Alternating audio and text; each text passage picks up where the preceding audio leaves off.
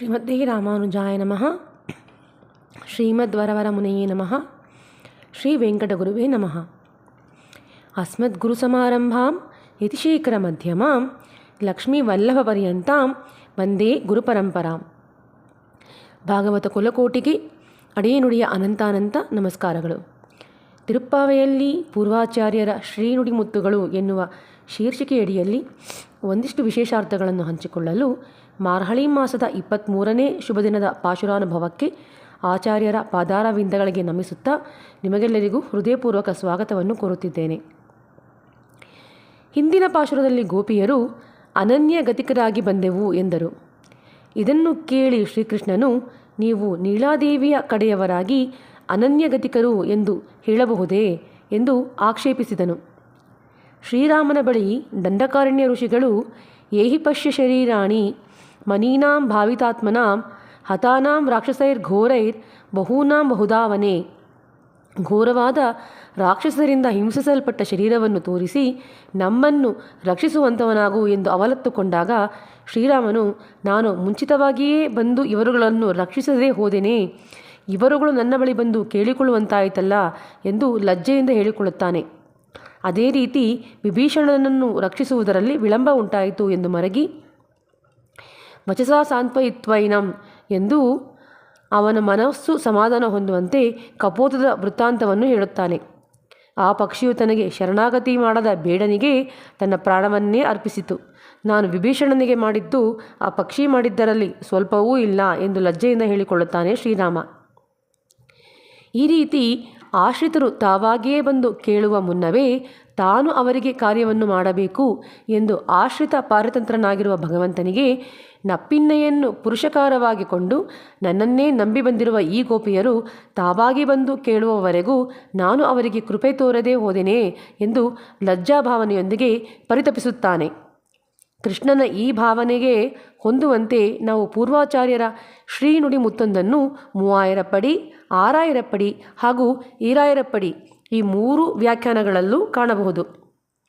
ಅಂದರೆ 3 ಆಚಾರ್ಯರು, ಅದಾಗಿ ಶ್ರೀ ಪೆರಿಯವಾಚಾನ್ ಪಿಳ್ಳೈ, ಶ್ರೀ ಅಳಗಿಯ ಮನವಾಳ ಪೆರುಮಾಳ್ ನಾಯನಾರ್ ಹಾಗೂ ಶ್ರೀ ಆಯಿ ಜನನ್ಯಾಚಾರ್ಯರು ಈ 3 ಶ್ರೇಷ್ಠ ವ್ಯಾಖ್ಯಾತಗಳು ಅನುಮೋದಿಸಿ ಉಲ್ಲೇಖಿಸಿರುವ ಈ ಶ್ರೀನುಡಿಮುತ್ತಲ್ಲಿ ಅಂತಹ ವೈಶಿಷ್ಟ್ಯವೇನಿರಬಹುದು ಎಂಬುದನ್ನು ನೋಡೋಣ ಬನ್ನಿ.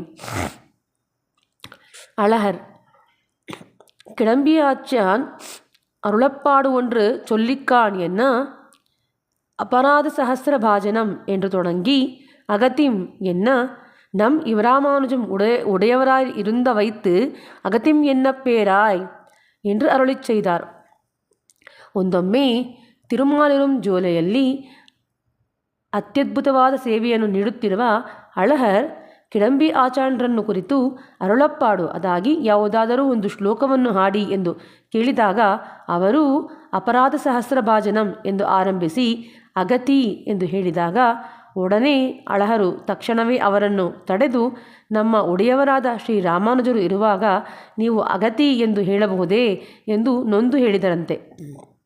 ಅದಾಗಿ ಎಪ್ಪೊழுதும் ಯತಿರಾಜರ್ ವಡಿವಳಗು ಎನ್ನಿದೆಯತ್ತುಳದಾಲ್ ಇಲ್ಲ ಎನಕ್ಕೆದಿರ್ ಇಲ್ಲ ಎನಕ್ಕೆದಿರ್ ಇಲ್ಲ ಎನಕ್ಕೆದಿರೇ ಎನ್ನುವಂತೆ ಶ್ರೀರಾಮಾನುಜರ ಆಶ್ರಯದಲ್ಲಿರುವವರಿಗೆ ಯಾವ ಕೊರತೆಯೂ ಉಂಟಾಗದು.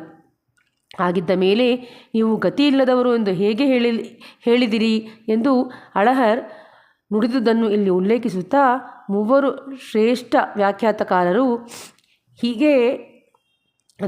ಹೇಗೆ ರಾಮಾನುಜರಿರುವಾಗ ಅಗತಿ ಎನ್ನುವ ಪದಕ್ಕೆ ಸ್ಥಾನವಿಲ್ಲವೋ ಹಾಗೆಯೇ ನಪ್ಪಿನ್ನೈ ಪಿರಾಟಿಯ ಪುರುಷಕಾರದೊಂದಿಗೆ ಶ್ರೀಕೃಷ್ಣನನ್ನು ಶರಣು ಹೊಂದಿರುವ ಗೋಪಿಯರು ತಮ್ಮನ್ನು ಅಗತಿಕರು ಎಂದು ಹೇಗೆ ಹೇಳಬಹುದು ಎನ್ನುವ ಶ್ರೀಕೃಷ್ಣನ ಮನಸ್ಸಿನ ಭಾವನೆಯನ್ನು ಅತ್ಯದ್ಭುತವಾಗಿ ವರ್ಣಿಸಿದ್ದಾರೆ. ಈ ಭಾವವನ್ನು ಹೊಂದಿದ ಶ್ರೀಕೃಷ್ಣ ತಕ್ಷಣವೇ ರಭಸದಿಂದ ಎದ್ದು ಗೋಪಿಯರ ಕುರಿತು, ಎಲೈ ಗೋಪಾಂಗನೆಯರೇ, ಮಧ್ಯರಾತ್ರಿಯಲ್ಲಿ ಎಚ್ಚರಗೊಂಡು ಮಹತ್ತರ ಶ್ರಮವನ್ನು ಹೊಂದಿ ಬಂದಿರುವಿರಿ. ನೀವಿರುವಲ್ಲಿಗೆ ನಾನೇ ಬಂದು ಅನುಗ್ರಹಿಸಬೇಕಿತ್ತು. ಆದರೆ ನೀವೇ ನನ್ನ ಬಳಿಗೆ ಬಂದು ಪ್ರೀತಿ ಮತ್ತು ಭಕ್ತಿ ತೋರಿರುವಿರಿ. ಪರಮ ಭಾಗವತೋತ್ತಮೆಯರಾದ ನೀವುಗಳು ನನ್ನಲ್ಲಿ ಅತಿಶಯವಾದ ಭಕ್ತಿ ಮತ್ತು ಪ್ರೀತಿ ಉಳ್ಳವರು. ಇನ್ನು ಹೇಳುವುದೇನು? ನನ್ನನ್ನು ಕ್ಷಮಿಸಿರಿ. ನೀವು ಬಂದ ಉದ್ದೇಶವೇನು ಎಂಬಂತೆ ಅವರನ್ನು ವೀಕ್ಷಿಸಿದನು. ಆಗ ಗೋಪಿಯರು, ಸ್ವಾಮಿ ಗೋಪಾಲಕೃಷ್ಣ, ನಾವು ಬಂದ ಕಾರ್ಯವನ್ನು ರಹಸ್ಯವಾಗಿ ಹೇಳಲಾಗದು. ನಾವು ನಿನ್ನ ಸಿಂಹನಡಿಗೆ ಮತ್ತು ಸಿಂಹಾಸನದಲ್ಲಿ ಮಂಡಿಸುವ ಅದ್ಭುತ ಸೌಂದರ್ಯವನ್ನು ನೋಡಲು ಆಸೆಪಟ್ಟವರು. ದೊಡ್ಡ ಗೋಷ್ಠಿಯಲ್ಲಿ ನೀನು ಸಿಂಹಾಸನವನ್ನೇರಿ ಕುಳಿತು ಕೇಳಿದಲ್ಲಿ ನಮ್ಮ ಕೋರಿಕೆಯನ್ನು ಹೇಳುವೆವು. ದಯಾನಿಧಿಯಾದ ನೀನು ನಮ್ಮ ಅಭೀಷ್ಟವನ್ನು ನೆರವೇರಿಸಿಕೊಡಬೇಕು. ಆದ್ದರಿಂದ ಮೊದಲು ನೀನು ಹಾಸಿಗೆಯಿಂದೆದ್ದು ಸಿಂಹಾಸನದವರೆಗೆ ಧೀರ ಗಂಭೀರನಾಗಿ ನಡೆದು ಬಾ. ನಿನ್ನ ಶಯನ ಸೌಂದರ್ಯವನ್ನು ನೋಡಿದೆವು, ಈಗ ನಿನ್ನ ನಡೆಯ ಸೌಂದರ್ಯವನ್ನು ನೋಡುವ ಭಾಗ್ಯ ಕರುಣಿಸು. ಅನಂತರ ನಮ್ಮೆಲ್ಲರ ಅಭೀಷ್ಟವನ್ನು ನೆರವೇರಿಸಿಕೊಡು ಎನ್ನುತ್ತಾರೆ. ಭಗವಂತನು ಯಾವ ಅವಸ್ಥೆಯಲ್ಲಿದ್ದರೂ ಅವನ ಸೌಂದರ್ಯವನ್ನು ಭಕ್ತರು ಆನಂದದಿಂದ ಅನುಭವಿಸುತ್ತಾರೆ. ಸಾಕ್ಷಾತ್ ಮನ್ಮಥಜನಕನಾದ ಸ್ವಾಮಿಯ ವಿವಿಧ ರೀತಿಯ ಸೌಂದರ್ಯವನ್ನು ಅನುಭವಿಸಲು ಇಚ್ಛಿಸುವುದು ಸಹಜವೇ ಹೌದು. ಸಮಯಾಬೋಧಿತ ಶ್ರೀಮಾನ್ ಸುಖಸುಪ್ತ ಪರಂತಪಃ. ಸುಖನಿದ್ರೆಯಲ್ಲಿರುವಾಗ ಶ್ರೀರಾಮನು ಅತ್ಯಂತ ಸುಂದರನಾಗಿ ಕಾಣುತ್ತಾನೆ. ನಿದ್ರಿಸುವಾಗಲೂ ಶತ್ರುಗಳನ್ನು ನರಳುವಂತೆ ಮಾಡುವ ಪರಾಕ್ರಮಶಾಲಿ ಎಂದು ಸೀತೆ ಶ್ರೀರಾಮನ ಶಯನಾವಸ್ಥೆಯ ಸೌಂದರ್ಯವನ್ನು ಅನುಭವಿಸುವುದನ್ನು ನಾವು ಶ್ರೀರಾಮಾಯಣದ ಕಾಕಾಸುರನ ವೃತ್ತಾಂತದಲ್ಲಿ ಕಾಣಬಹುದು. ಅದೇ ರೀತಿ ಶ್ರೀಕೃಷ್ಣನ ಶಯನಾವಸ್ಥೆಯ ಸೌಂದರ್ಯವನ್ನು ಇಷ್ಟು ಹೊತ್ತು ಅನುಭವಿಸಿದ ಗೋಪಿಯರು ಈಗ ಅವನ ಸಿಂಹನಡಿಗೆಯ ಅಂದವನ್ನು ಹಾಗೂ ಅವನು ಸಿಂಹಾಸನದಲ್ಲಿ ಮಂಡಿಸುವ ಅದ್ಭುತ ಸೌಂದರ್ಯವನ್ನು ಹಾಗೂ ಇದರ ಜೊತೆಯಾಗಿ ವಾಗ್ಮಿ ಶ್ರೀಮಾನ್ ಎನ್ನುವಂತೆ ಅವನ ಮಾತಿನ ಸೌಂದರ್ಯವನ್ನು ಅನುಭವಿಸಲು ಇಚ್ಛಿಸುತ್ತಿದ್ದಾರೆ. ವಾಗ್ಮಿ ಶ್ರೀರಾಮ್ ಬುದ್ಧಿಮಾನ್ ನೀತಿಮಾನ್ ವಾಗ್ಮಿ ಶ್ರೀಮಾನ್ ಶತ್ರು ನಿಬರ್ಹಣಃ. ಬುದ್ಧಿವಂತನೂ ನೀತಿವಂತನೂ ಒಳ್ಳೆಯ ಮಾತುಗಳನ್ನು ಚೆನ್ನಾಗಿ ಆಡುವವನು, ಹಾಗೆ ಮಾತಾಡುವಾಗ ಅತ್ಯಂತ ಸುಂದರನಾಗಿ ಕಾಣುವವನು, ಶತ್ರುಗಳನ್ನು ಮಾತಿನಲ್ಲೇ ಸೋಲಿಸಬಲ್ಲವನು ಜಯಿಸಬಲ್ಲವನು ಆದ ಶ್ರೀರಾಮನು ಎಂದು ಶ್ರೀರಾಮಾಯಣದಲ್ಲಿ ಶ್ರೀರಾಮನ ಮಾತಿನ ಸೌಂದರ್ಯವನ್ನು ವರ್ಣಿಸುತ್ತಾರೆ ವಾಲ್ಮೀಕಿ ಭಗವಾನ್. மாரிமலை முழஞ்சில் மன்னிக்கிடந்துறங்கும் சீரிய சிங்கம் அறிவுத்து தீவிழத்து வேரி மயிர் பொங்க எப்பாடும் பேருந்துரಳಿ ಮೂರಿ ನಿಮಿರ್ந்து ಮುಳಂಗಿ ಪುರಪಟ್ಟು. ಗುಹೆಯೊಳಗೆ ಮಳಗಿರುವ ಸಿಂಹವು ಎಚ್ಚೆತ್ತು ಹೇಗೆ ಹೊರಕ್ಕೆ ಬರುತ್ತದೆ ಎಂಬುದನ್ನು ವರ್ಣಿಸುತ್ತಾ, ಮಳೆಗಾಲದಲ್ಲಿ ಪರ್ವತದ ಗುಹೆಯಲ್ಲಿ ಹೆಣ್ಣು ಸಿಂಹದೊಂದಿಗೆ ಶಯನದಲ್ಲಿದ್ದ ವೀರಸಿಂಹವು ಎಚ್ಚರಗೊಂಡು ಬೆಂಕಿ ಕಿಡಿ ಹಾರುವಂತೆ ಕಣ್ಣುಗಳನ್ನು ತೆರೆದು ಪರಿಮಳಯುಕ್ತವಾದ ತನ್ನ ಕೇಸರಗಳನ್ನು ನಿಮಿರಿಸಿ ನಿಲ್ಲಲು ಎಲ್ಲ ಕಡೆಯಲ್ಲೂ ಮೈಯನ್ನು ಒದರಿ ಉದ್ದವಾಗಿ ಮೈಚಾಚಿ ಮೈ ಮುರಿದು ಗರ್ಜಿಸಿ ಗುಹದ್ವಾರದಿಂದ ಹೊರಬರುವ ಹಾಗೆ ಅಗಸೆ ಪುಷ್ಪದ ನೀಲಕಾಂತಿಯುಳ್ಳ ಶ್ರೀಕೃಷ್ಣನೇ, ನೀನು ನಿನ್ನ ತಿರುಮಾಳಿಗೆಯಿಂದ ಹೊರಟು ಗೋಪಿಯರು ಇರುವ ಮಣಿಮಂಟಪಕ್ಕೆ ವಿಜಯಿಸಬೇಕು ಎಂದು ಕೃಷ್ಣನು ನಡೆದು ಬರುವ ಸೊಬಗನ್ನು ಅತ್ಯಂತ ಅಮೋಘವಾಗಿ ವರ್ಣಿಸುತ್ತಿದ್ದಾಳೆ ಗೋದೆ. ಏರಾರ್ಂದ ಕಣ್ಣಿ ಯಶೋದೆ ಇಳಂಚಿಂಗಂ ಎಂದು ಮೊದಲನೇ ಪಾಶುರದಲ್ಲಿ ಹಾಡಿದಂತೆ ನೀನು ಯಶೋದೆಯ ಸಿಂಹವಾದ ಕೃಷ್ಣನಾಗಿಯೇ ಎದ್ದು ಬರಬೇಕು. ಭಗವಂತನಿಗೆ ಸಿಂಹನಡೆ, ಗಜನಡೆ, ಪುಲಿನಡೆ ಹಾಗೂ ವೃಷಭನಡೆ ಎಂದು 4 ವಿಧ ನಡೆಗಳನ್ನು ಹೇಳಲ್ಪಟ್ಟಿದೆ. ಈ ಸಿಂಹನಡೆ ಎಂಬುದು ತೇಜಸ್ಸನ್ನು ಪ್ರಕಾಶಿಸುವಂತೆ ಇರುತ್ತದೆ. ಶ್ರೀರಂಗದಲ್ಲಿ ಶ್ರೀ ವೈಕುಂಠ ಏಕಾದಶಿಯ ದಿನ ಶ್ರೀರಂಗನಾಥನು 1000 ಕಾಲು ಮಂಟಪಕ್ಕೆ ದಯಮಾಡಿಸುವಾಗ ನೀಡುವ ಖ್ಯಾತಿವೆತ್ತ ನಡೆಯು ಸಾವಿರಾರು ಭಕ್ತರಿಗೆ ನೇತ್ರಾನಂದವನ್ನು ಉಂಟು ಮಾಡುವ ಸನ್ನಿವೇಶವು. ಗೋದೆಯು ಈ ವರ್ಣನೆಗೆ ಪ್ರತ್ಯಕ್ಷ ಪ್ರಮಾಣವಾಗಿದೆ. ಗೋದೆಯ ವರ್ಣನೆ ಅತ್ಯಂತ ದಿವ್ಯ ಸೇವೆಯನ್ನು ನೀಡುತ್ತಾ ನಂಬೆರುಮಾಳ್ ನಡೆದು ಬರುವ ಆ ನಡೆಯ ಸೌಂದರ್ಯವನ್ನು ವರ್ಣಿಸಲು ಪೆರಿಯಾಳ್ವಾರರ ತಿರುಕುಮಾರತಿಯಾದ ಗೋದೆಯಿಂದ ಮಾತ್ರವೇ ಸಾಧ್ಯ. ಮನುಷ್ಯ ಮಾತ್ರದವರಾದ ನಾವುಗಳು ಅವಳ ಈ ವರ್ಣನೆಯನ್ನು ಕೇಳುವ ಭಾಗ್ಯವನ್ನು ಹಾಗೂ ನಂಬೆರುಮಾಳ್ನ ನಡಿಗೆಯ ಸೌಂದರ್ಯವನ್ನು ಕಣ್ಣಾರೆ ಕಂಡು ಅನುಭವಿಸುವ ಭಾಗ್ಯವನ್ನು ಪಡೆದು ಬಂದಿದ್ದೇವೆ. ಈ ಭಾಗ್ಯಕ್ಕೂ ಆ ದಿವ್ಯ ದಂಪತಿಗಳ ನಿರ್ಹೇತುಕ ಕೃಪೆಯೇ ಕಾರಣವಲ್ಲವೇ? ಅವನ ನಡೆಯೇ ನಡೆ, ಸಿಂಹ ಗಾಂಭೀರ್ಯ, ಆ ನಡೆಯ ಸೊಬಗನ್ನು ನೋಡುವ ಬಯಕೆ ಉತ್ಕೂಲವಾಗಿ ಈ ಸೌಂದರ್ಯ ಪ್ರಪಂಚದಲ್ಲಿ ಮುಳುಗಿ ಹೃದಯ ತುಂಬಿ ಬಂದು ಹಾಗೆ ನಡೆದು ಬರಬೇಕೆಂದು ಇಲ್ಲಿ ಪ್ರಾರ್ಥಿಸುತ್ತಿದ್ದಾಳೆ. ಅಂತೆಯೇ ದೊಡ್ಡ ಗೋಷ್ಠಿಯ ನಡುವೆ ನೀನು ನಡೆದು ಬಂದು ಸಿಂಹಾಸನವನ್ನೇರಿ ಕುಳಿತು ಕೇಳಿದಲ್ಲಿ ನಮ್ಮ ಕೋರಿಕೆಗಳನ್ನು ತಿಳಿಸುವೆವು. ದಯಾನಿಧಿಯಾದ ನೀನು ನಮ್ಮ ಅಭೀಷ್ಟವನ್ನು ನೆರವೇರಿಸಿಕೊಡಬೇಕು ಎಂದು ಬೇಡುತ್ತಿದ್ದಾರೆ. போதருமா போலே நீ பூவை பூவண்ணா உன் கோயில் நின்று இங்கனே போர்ந்தருಳಿ ಹೂಪ್ರಿಯ ಶೀರ್ಯ ಸಿಂಹಾಸನತ್ತು ಇருந்து. ನೀನು ಬಾಡದ ಹೂವಿನಂತೆ ಸೌಮ್ಯ ರೂಪದೊಂದಿಗೆ ಬರಬೇಕು ಎನ್ನುತ್ತಿದ್ದಾರೆ. ಅವನು ಕೃಷ್ಣಾವತಾರದಲ್ಲಿ ಪ್ರತಿಕೂಲರು ಅದಾಗಿ ಶತ್ರುಗಳೂ ಸಹ ಇವನ ಅಂದಕ್ಕೆ ಮಾರು ಹೋಗಿದ್ದಾರೆ. ಶಿಶುಪಾಲನಂತೆ ಕೃಷ್ಣನನ್ನು ನಿಂದಿಸಿ ಮಾತಾಡಿದವನು ಇನ್ನೊಬ್ಬನಿಲ್ಲ. ಅವನೂ ಸಹ ತನ್ನ ಕಡೆಯ ಕಾಲದಲ್ಲಿ ಕೃಷ್ಣನ ದಿವ್ಯ ಶರೀರದ ಅಂದಕ್ಕೆ ಮಾರು ಹೋಗಿ ಶ್ರೇಯಸ್ಸನ್ನು ಹೊಂದಿದನು. ಈ ರೀತಿ ಪ್ರತಿಕೂಲರಿಗೂ ಕೂಡ ತನ್ನ ಅಂದದಿಂದ ಮಾರು ಹೋಗುವಂತೆ ಮಾಡಿ ಅವರಿಗೆ ಶ್ರೇಯಸ್ಸನ್ನು ಕೊಡುವುದೇ ಭಗವಂತನ ಅವತಾರ ಪ್ರಯೋಜನ ಎನ್ನುತ್ತಾರೆ ನಮ್ಮ ಪೂರ್ವಾಚಾರ್ಯರುಗಳು. ನಿನ್ನ ಶಯನಾಗೃಹದಿಂದ ಹೊರಬಂದು ಇಲ್ಲಿರುವ ಮಹಾಸಿಂಹಾಸನದಲ್ಲಿ ಕುಳಿತು ವಿಜೃಂಭಿಸಬೇಕು. ನೀನು ಹೇಳುವ ಮಾತುಗಳು ಶಯ್ಯಾಗೃಹದಲ್ಲಿ ಪತಿ ಪತ್ನಿಯೊಂದಿಗೆ ಆಡುವ ಮಾತುಗಳಂತೆ ಇರಬಾರದು. ಕಾರಣ ಅಲ್ಲಿ ನಡೆಯುವ ಮಾತುಗಳೆಲ್ಲವೂ ಕೇವಲ ಪ್ರಾಸಂಗಿಕ ಪ್ರಣಯಕ್ಕೆ ಹತ್ತಿರವಾಗಿದ್ದು ಸತ್ಯಕ್ಕೆ ದೂರವಾಗಿರುತ್ತದೆ. ಒಬ್ಬ ನ್ಯಾಯಾಧೀಶ ತನ್ನ ಆಸನದಲ್ಲಿ ಕುಳಿತು ಹೇಳುವ ಮಾತುಗಳನ್ನು ಮುಂದೆ ಅವನೇ ಇಚ್ಛಿಸಿದರೂ ತೆಗೆದುಹಾಕಲಾಗದು. ಅದೇ ರೀತಿ ನೀನು ಈ ಧರ್ಮಪೀಠದಲ್ಲಿ ಕುಳಿತು ಅನುಗ್ರಹಿಸಬೇಕು ಎಂದು ಪ್ರಾರ್ಥಿಸುತ್ತಾರೆ.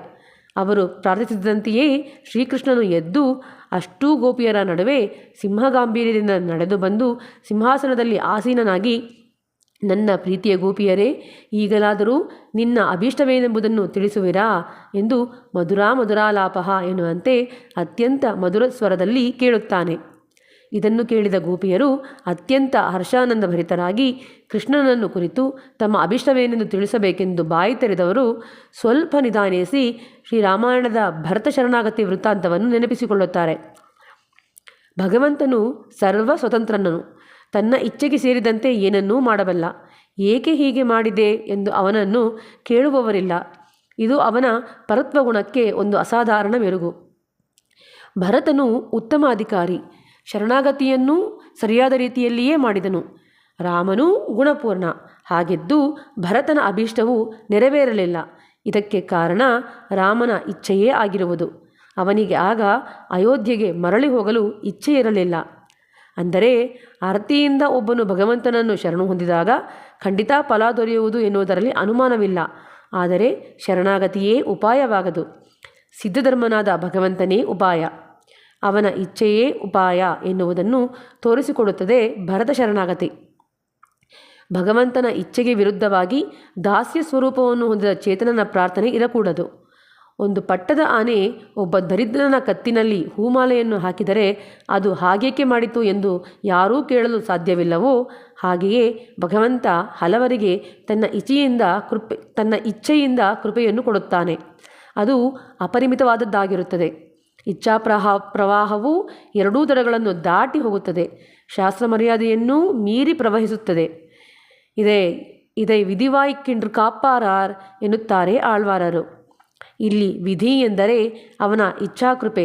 ಇದನ್ನು ಅರಿತ ಗೋಪಿಯರು ಸ್ವಲ್ಪ ನಿಧಾನಿಸಿ ಭಗವಂತನು ಸ್ವತಂತ್ರನು, ಅವನು ಸುಲಭವಾಗಿ ವ್ಯವಹರಿಸುತ್ತಾನೆ ಎಂದು ನಾವು ಏನನ್ನು ಬೇಕಾದರೂ ಕೇಳಬಾರದು ಎಂದು ಎಣಿಸಿ, ಮನಸ್ಸೋ ಇಚ್ಛೆ ಅವನನ್ನು ಕೇಳುವುದು ಸರಿಯಲ್ಲ, ಸಮಯ ನೋಡಿ ತಿಳಿಸಬೇಕು ಎಂದು ಯೋಚಿಸಿ, ಯಾಮಂದ ಕಾರ್ಯಂ ಆರಾಯಂದ ಅರುಳೇಳೋರ್, ಭಗವಂತ ನಿನಗೆ ತಿಳಿಯದ್ದು ಏನಿದೆ, ನೀನೇ ಆಲೋಚಿಸಿ ನಮಗೆ ಒಳ್ಳೆಯದನ್ನು ಮಾಡಬೇಕು ಎನ್ನುತ್ತಾರೆ. ಮುಂದೆ ಸಮಯ ನೋಡಿ ಶಿಟ್ರಂಶೃಗಾಲೆ ಪಾಶುರದಲ್ಲಿ ತಮ್ಮ ಇಷ್ಟಾರ್ಥವೇನೆಂಬುದನ್ನು ವಿವರವಾಗಿ ಹೇಳಲಿದ್ದಾರೆ. ಅದನ್ನು ತಿಳಿಯಲು ಮಾರ್ಹಳಿಯ 29ನೇ ಶುಭ ದಿನದವರೆಗೂ ಸ್ವಲ್ಪ ಕಾಯೋಣವೇ? ಸರಿ, ಹಾಗಿದ್ದರೆ ಬನ್ನಿ ಈಗ ಈ ಪಾಶುರಕ್ಕೆ ಹೊಂದಿದಂತೆ ವಿಶೇಷಾರ್ಥವೇನೆಂಬುದನ್ನು ಅರಿಯುವ ಪ್ರಯತ್ನ ಮಾಡೋಣ. ಈ ಪಾಶುರವು ಆಚಾರ್ಯ ಶ್ರೀ ರಾಮಾನುಜರಿಗೆ ಅನ್ವಯವಾಗುತ್ತದೆ.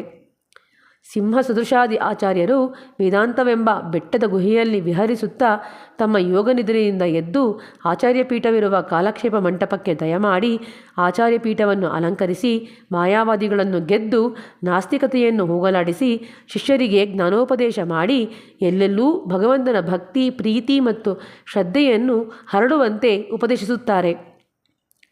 ಪೂವೈ ಪೂವಣ್ಣ ಎಂಬಲ್ಲಿ ಆಚಾರ್ಯನಿಗೆ ಪುಷ್ಪಸಾವರಣೆ ಹೇಳಲ್ಪಟ್ಟಿದೆ.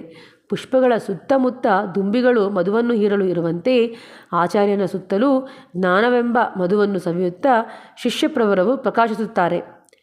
ಇರುವೆಯಂತಿರುವ ಜೀವಾತ್ಮನು ಪರಮಾತ್ಮನೆಂಬ ಬೆಟ್ಟವನ್ನು ಹತ್ತಬೇಕಾದರೆ ಸಿಂಹದಂತಿರುವ ಆಚಾರ್ಯನ ಪಾದವನ್ನು ಆಶ್ರಯಿಸಲೇಬೇಕು. ಸ್ವಪ್ರಯತ್ನದಿಂದ ಬೆಟ್ಟವನ್ನು ಹತ್ತಲು ಹೋದರೆ ಬ್ರಹ್ಮಕಾಲವಾದರೂ ಸಾಲದು. ಅದೇ ಆಚಾರ್ಯನೆಂಬ ಸಿಂಹದ ಪಾದವನ್ನು ಹಾಗೆ ಹಿಡಿದರೆ ಸಾಕು, ಅನಾಯಾಸವಾಗಿ 2 ನಿಮಿಷದಲ್ಲಿ ಹತ್ತಿಬಿಡಬಹುದು. ಅಂತೆಯೇ ನಾವುಗಳು ಇಂತಹ ಶ್ರೇಷ್ಠತಮ ಗುಣಗಳನ್ನು ಹೊಂದಿರುವ ಜಗದಾಚಾರ್ಯರಾದ ಶ್ರೀರಾಮಾನುಜರ ಪಾದಾರವಿಂದವನ್ನು ಆಶ್ರಯಿಸಿದ ನಮ್ಮ ಪೂರ್ವಾಚಾರ್ಯರುಗಳ ಶ್ರೀಪಾದಗಳನ್ನು ಆಶ್ರಯಿಸಿ ಅವರು ಅನುಗ್ರಹಿಸಿದ ಶ್ರೀನುಡಿಮುತ್ತುಗಳ ಭಾವಾರ್ಥವನ್ನು ಗ್ರಹಿಸಿ ಆತ್ಮೋಜ್ಜೀವನ ಹೊಂದೋಣ ಎಂದು ಹೇಳುತ್ತಾ ಅಸ್ಮದಾಚಾರ್ಯರ ಪಾದಾರವಿಂದಗಳಿಗೆ ನಮಿಸುತ್ತಾ ಇಂದಿನ ಸಂಚಿಕೆಗೆ ಮಂಗಳ ಹಾಡುತ್ತಿದ್ದೇನೆ. ಅಡಿಯೇನ್ ರಾಮಾನುಜದಾಸಿ ಕೃಷ್ಣ ತಪಸ್ವಿನಿ. ಶ್ರೀಮತ್ಯೈ ವಿಷ್ಣುಚಿತ್ತಾರ್ಯ ಮನೋನಂದನ ಹೇತವೇ ನಂದನಂದನ ಸುಂದರಿಯೇ ಗೋದಾಯೇ ನಿತ್ಯಮಂಗಳಂ. ಶ್ರೀಮತೆ ಸೌಮ್ಯಜಾಮಾತೃ ಮುನೀಂದ್ರಾಯ ಮಹಾತ್ಮನೆ ಶ್ರೀರಂಗವಾಸಿನೇ ಭೂಯಾತ್ ನಿತ್ಯಶ್ರೀರ್ನಿತ್ಯಮಂಗಳಂ. ಮಂಗಳಾಶಾಸನ ಪರಿರ್ಮದಾಚಾರ್ಯ ಪುರೋಗಮೈಃ ಸರ್ವೈಶ್ಚ ಪೂರ್ವೈರಾಚಾರ್ಯೈ ಸತ್ಕೃತಾಯಾಸ್ತು ಮಂಗಳಂ. ஆண்டாள் ரங்கமன்னார் திருவடிகளே சரணம். ஆழ்வார் எம்பெருமானார் ஜீயர் திருவடிகளே சரணம். ஆச்சாரியன் திருவடிகளே சரணம். ஸ்ரீமதே ராமானுஜாய நமஹ.